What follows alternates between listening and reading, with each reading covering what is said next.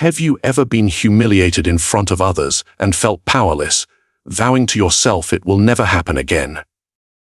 Today, we will uncover how Machiavelli would handle such moments, ensuring you reclaim respect without destroying yourself in blind revenge. This is not about feeling better, it's about never letting them humiliate you again. In a world where respect is the currency of influence, humiliation is the tax your enemies try to impose on you. But Machiavelli, the cold strategist of power, would tell you this: never let them humiliate you again. Today, I will guide you through the art of reclaiming your dignity, not through emotional outbursts, but through power itself. Have you ever stopped to ask yourself why they humiliated you? Why that comment was thrown like a dagger in front of others, or why they laughed when you made a mistake? You see, humiliation is never just about words or laughter.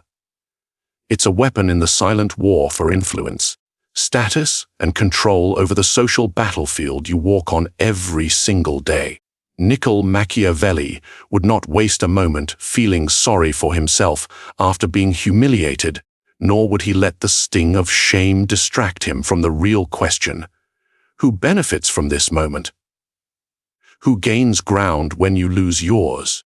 Who wanted you to feel small so they could appear taller in the eyes of others? Understanding the power dynamics at play when someone humiliates you is your first step to never allowing it to happen again. In every environment, be it your office, your family, or your circle of friends, there is an invisible hierarchy. It's built upon perceived strength, competence, and influence. People will challenge your position in that hierarchy, not always with open aggression, but often with sly remarks, jokes at your expense, or subtle reminders of your failures in public settings. It is in these small humiliations that the seeds of power shifts are sown, and if you are blind to them, they will sprout into your downfall while you remain distracted by your emotions. Humiliation is often the tool of the insecure, but cunning. They fear confronting you openly, so they strike in ways that appear harmless to outsiders, but are designed to test your reaction. They want to see if you will crumble, lose your composure, or lash out in a way that makes you look weak, petty, or unstable. If you respond emotionally, you prove their point. If you stay silent without understanding what is happening, you allow their insult to hang in the air as the accepted truth. Both reactions give them power. Machiavelli would advise you to analyze who your humiliators are and what they truly want. Do they envy your position? Do they wish to take your influence? Are they doing this to impress others who are watching? When you are humiliated, it is rarely a random act. It is an audition for dominance in front of others, a performance meant to shift how people perceive both you and them. Your enemy will often hide behind humor, pretending it's just a joke. Machiavelli knew that humor can be the sharpest blade. A joke can humiliate you, make others laugh, and seal your defeat before you even realize it. And if you respond in anger, they will mock your inability to take a joke, turning the group's perception against you while they maintain the upper hand. It is essential to understand that power is perception, and perception is power. Those who control how others see you control your place in the hierarchy. There is also the matter of timing. Humiliations often occur in public because the presence of an audience amplifies your potential shame and the humiliator's potential gain. The public setting is chosen precisely because your natural instinct will be to protect yourself in front of others, and any reaction you give will either break you or expose your vulnerabilities. Machiavelli would remind you to watch who is present when you are humiliated, who looks away, who smirks, who joins in. These are your potential enemies, or at the very least, they are testing the winds to see if your power is fading. Understanding power dynamics means you see these moments for what they are: strategic plays in the game of influence. It's not about whether what they said was true or false. It's about what their words do to your standing and how your reaction will affect your power. Power dynamics are not maintained by being liked or trying to explain yourself to everyone in the room when you are attacked. They are maintained by knowing when to speak, when to act, and when to remain silent, storing your energy for a moment when your response will be most effective and your enemy most vulnerable.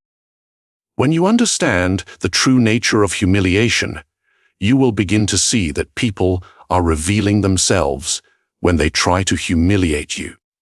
They show you their fears, their insecurities, and their ambitions. They show you how much they are threatened by your existence, by your presence, by your potential to overshadow them. Instead of seeing yourself as a victim in these moments, you will begin to see yourself as the center of a power game that others are trying to win by using your emotions against you.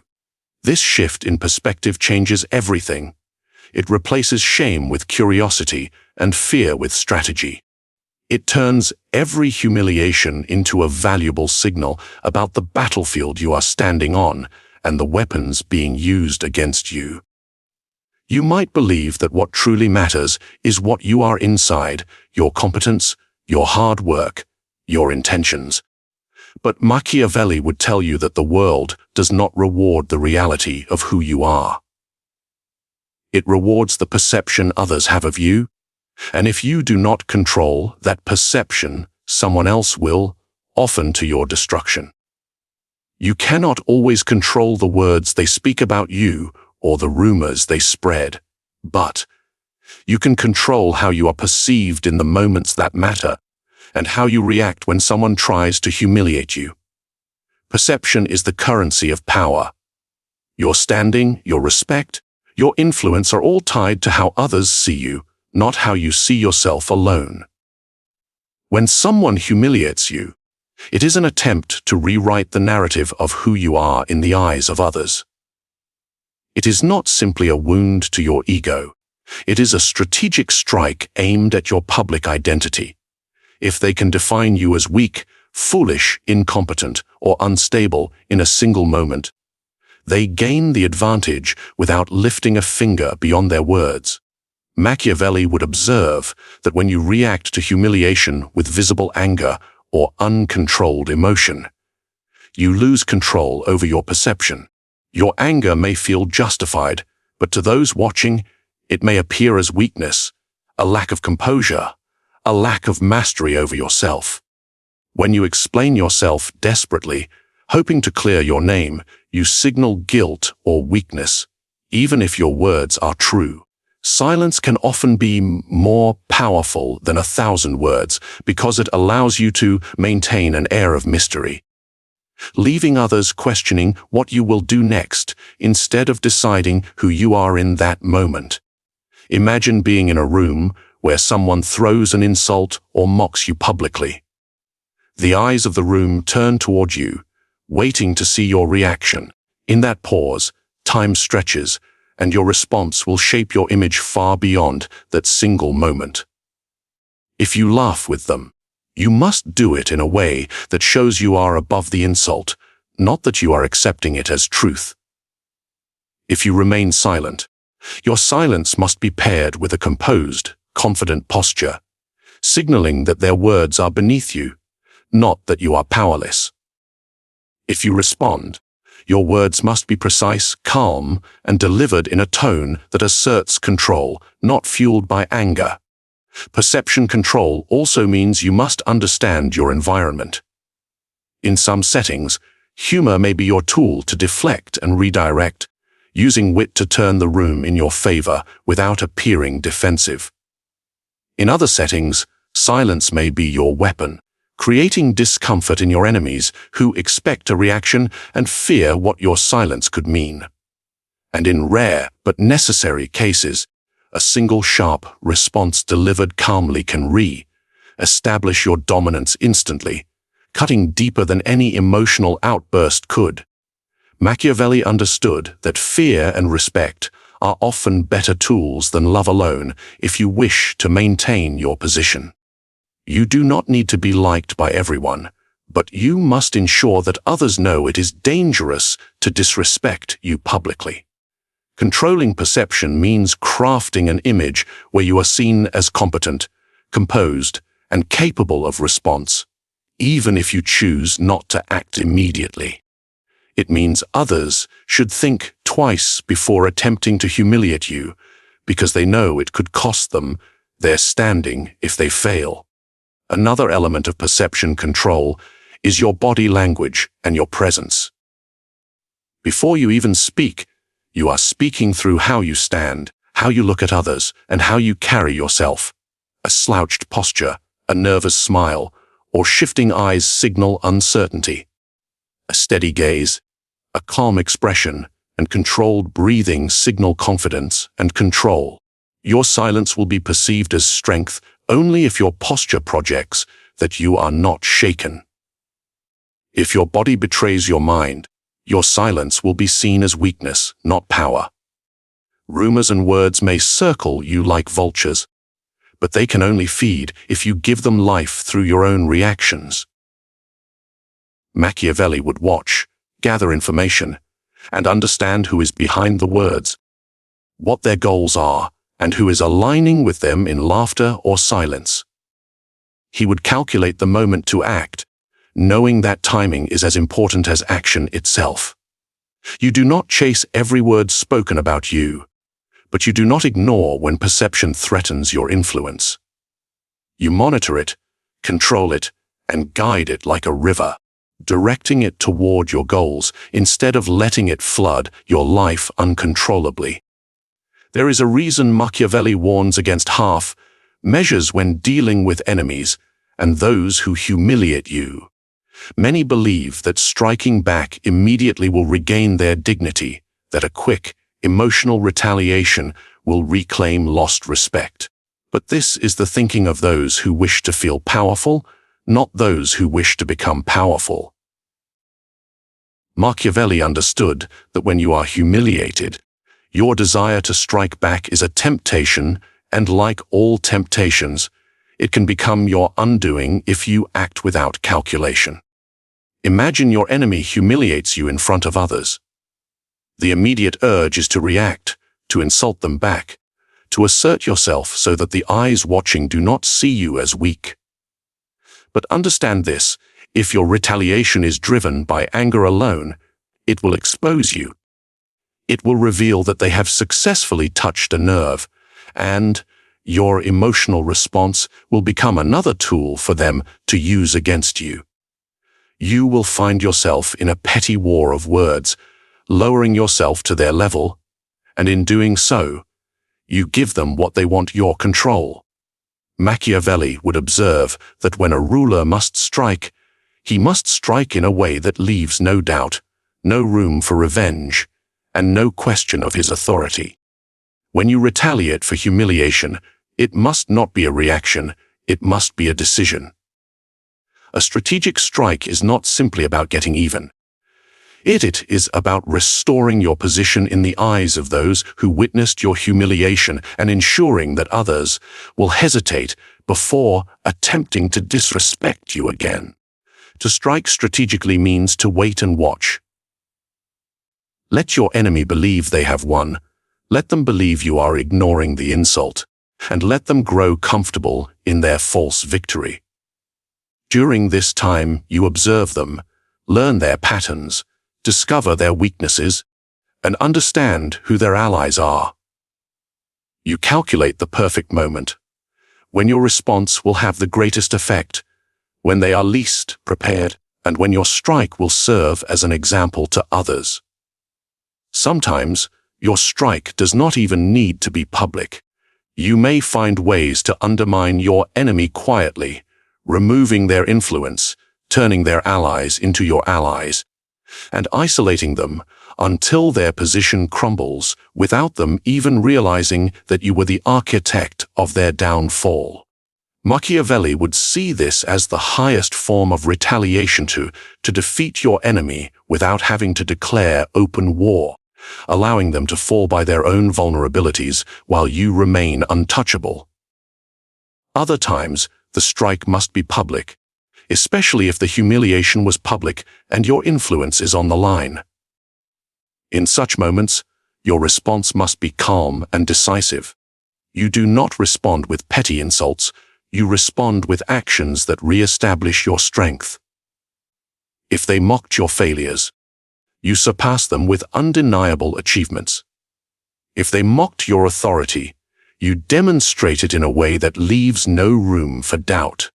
Your response must be so precise and so strong that it becomes a warning to others who may consider humiliating you in the future. A strategic strike also requires an understanding of timing. There are moments when striking back immediately is necessary, but only if you have prepared yourself and your position to ensure that your strike will succeed.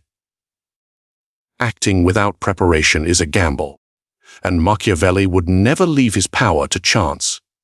He would build alliances, gather information, and position himself in such a way that when the moment to strike arrived, success was inevitable. And the strike would eliminate not just the immediate threat, but the possibility of future challenges. Your enemy will often expect you to react with emotion, to show your hand and expose your weakness. By withholding your response and maintaining your composure, you create uncertainty and fear within them. They will wonder when and how you will respond, and this uncertainty will become a form of silent punishment. Their fear will grow with each day of your silence, and in many cases, they may undo themselves through paranoia and mistakes, believing that your revenge is closer than it truly is. Striking strategically also means you consider what you wish to achieve beyond your immediate satisfaction. Is your goal simply to hurt them as they hurt you, or is your goal to increase your influence, establish your authority, and secure your reputation? The latter requires patience, discipline, and foresight. Every move you make should serve your larger purpose, and every strike should be designed to advance your position rather than merely soothe your pride. You have been told that to win people, you must make them love you. That kindness alone is the path to power, and that being liked will protect you from humiliation.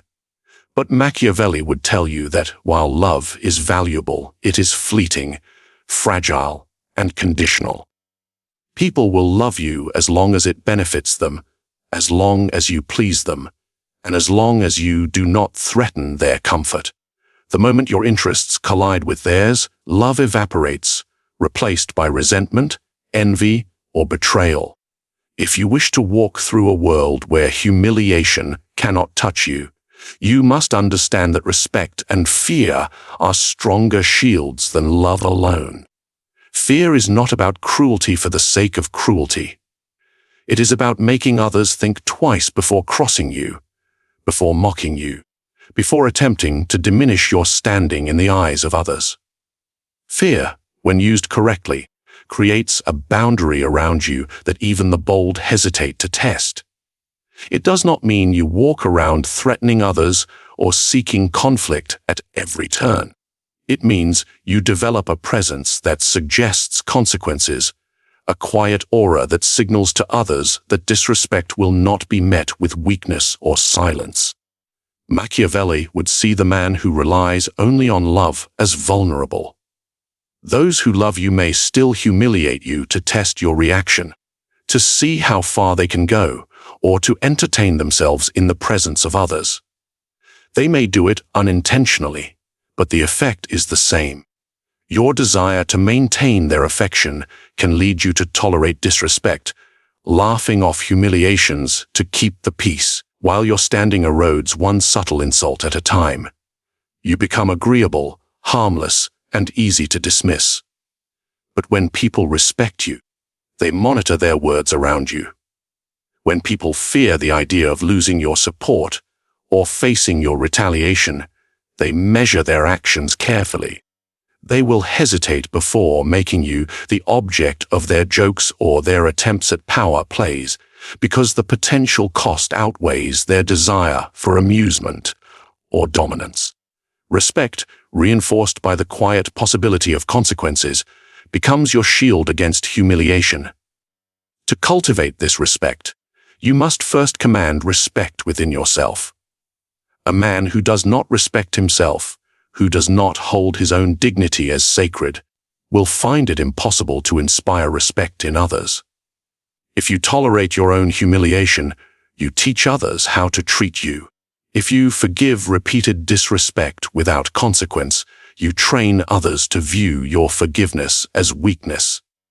Machiavelli would advise that mercy and forgiveness should be given carefully and strategically, not out of fear of losing affection, but only when it strengthens your position or secures loyalty that benefits your long-term goals. Using fear and respect is not about becoming cold and detached from humanity. It is about understanding the nature of human behavior. People respect those who set boundaries and enforce them. They respect those who carry themselves with quiet authority. They respect those who act decisively when necessary, even if they fear them slightly in the process. It is this slight fear, this awareness of your strength and your willingness to defend your dignity, that ensures you are not an easy target for humiliation. Fear without respect is dangerous, and respect without strength is fragile. The blend of both creates stability in your interactions and positions you as someone who can be loved and admired, but never taken lightly. Your kindness will carry weight because people know it comes from choice, not from weakness. Your forgiveness will carry meaning because people know it could have been replaced with retaliation. Your silence will command attention because people know you are capable of speaking or acting in a way that could change everything. Machiavelli would remind you that while it is good to be loved, it is safer to be respected, and even safer to be respected with a touch of fear. This does not require you to become tyrannical in your life, but it demands you develop a presence of quiet strength that needs no announcement. You do not need to brag about what you will do if disrespected. Your consistency and composure will demonstrate that you are not someone to be humiliated without consequence. You do not seek out conflict, but you do not hide from it when your dignity or position is challenged. You have now seen humiliation for what it truly is: a weapon used by those who wish to lower your standing, a test designed to expose your weakness, and a performance meant to shift the silent hierarchy around you. Machiavelli would never allow himself to become a victim in this game. He would watch, learn, and respond with precision. You have learned to understand power dynamics, seeing who benefits when you are humiliated and why they strike you in the first place. You have learned to control perception, mastering your reactions so that your image is shaped by intention, not emotion. You have learned to strike strategically, never reacting in blind anger, but waiting for the perfect moment to remind the world who you are. And you have learned that love is not enough to protect your dignity, that respect and fear, held quietly in your presence, are your true shields against those who would seek to humiliate you. The world will test you. People will test you. They will look for weakness, moments to laugh, and opportunities to raise themselves by lowering you. Let them try, because now you know that humiliation is not the end, but a signal, an opportunity, and a battlefield upon which your power can be forged. Walk with the lessons of Machiavelli, and you will walk through the world untouchable, commanding respect without asking, and ensuring that no one will dare to humiliate you again.